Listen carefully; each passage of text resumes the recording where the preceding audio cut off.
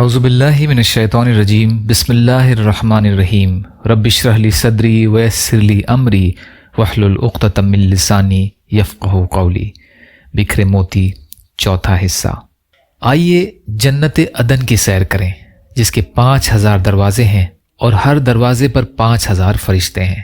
ان بزرگوں کی نیک صفتیں بیان ہو رہی ہیں اور ان کے بھلے اندام کی خبر دی جا رہی ہے جو آخرت میں جنت کے مالک بنیں گے، اور یہاں بھی جو نیک انجام ہے۔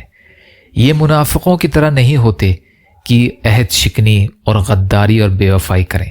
یہ منافق کی خصلت ہے کہ وعدہ کر کے توڑ دیں، جھگڑوں میں گالیاں بکیں اور باتوں میں جھوٹ بولیں، امانت میں خیانت کریں، صلہ رحمی کا، رشتہ داروں سے سلوک کرنے کا، فقیر محتاج کو دینے کا، بھلی باتوں کے نبھانے کا۔ جو حکم اللہ کا ہے یہ اس کے عامل ہیں۔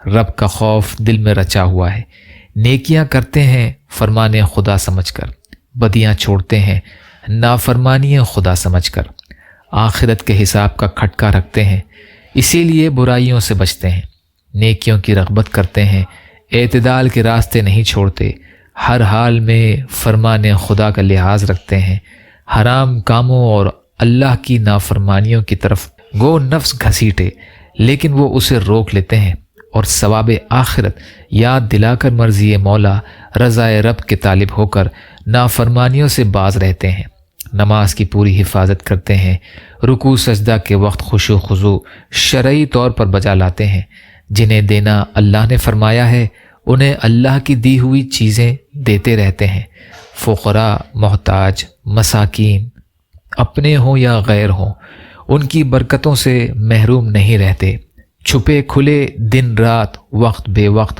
برابر راہ اللہ خرچ کرتے رہتے ہیں، قباحت کو احسان سے، برائی کو بھلائی سے، دشمنی کو دوستی سے ٹال دیتے ہیں، دوسرا سرکشی کرے تو یہ نرمی کرتے ہیں، دوسرا سر چڑھے تو یہ سر جھکا دیتے ہیں، دوسروں کے ظلم سہ لیتے ہیں اور خود سلوک کرتے ہیں۔